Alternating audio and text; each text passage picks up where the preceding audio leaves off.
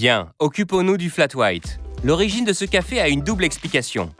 Son invention est revendiquée à la fois par l'Australie et la Nouvelle-Zélande, mais nous ne sommes pas là pour en débattre. Quelle que soit l'origine, c'est un excellent café dont la popularité ne cesse de croître dans le monde entier. Voyons comment le préparer.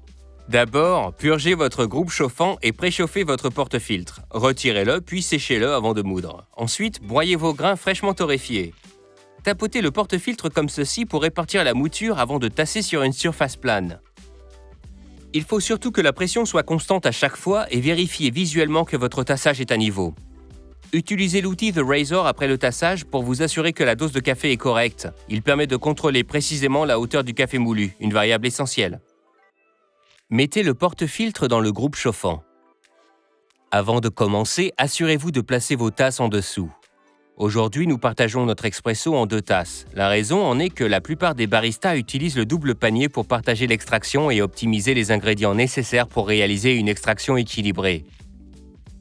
Appuyez sur le bouton 2 tasses. L'expresso doit s'écouler des becs verseurs en 8 à 10 secondes environ. Ce qui nous intéresse, c'est que l'expresso qui s'écoule ressemble à du miel chaud.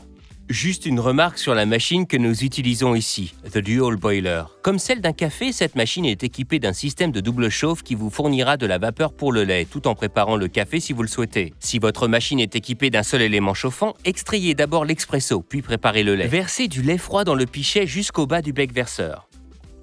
Avant de commencer, purgez la buse vapeur pour la nettoyer et éliminez la condensation et les résidus de lait. Placez la buse vapeur à environ 1,5 cm dans le lait et ouvrez la valve pour qu'elle aspire l'air, près de la surface du lait. Abaissez le pichet après quelques secondes pour introduire de l'air à la surface du lait. Un flat white se caractérise par une couche plus fine de micromousse par rapport à un latte ou un cappuccino. N'oubliez pas, si vous entendez un sifflement, abaissez encore le pichet. On se concentre d'abord sur la texture, puis sur la température. Pour préparer la mousse de lait, vous avez besoin d'une température d'environ 60 à 65 degrés. Un bon indicateur manuel est le moment où le pichet devient trop chaud au toucher. Pour les laits végétaux, je recommande de ne pas dépasser 55 degrés.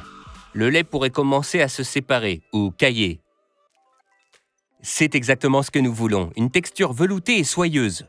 N'oubliez pas de secouer le pichet pour distribuer l'air afin que la micromousse de lait se mélange uniformément. Une fois que c'est fait, n'oubliez pas de purger la buse vapeur pour éliminer le lait restant et nettoyez-la avec un chiffon humide.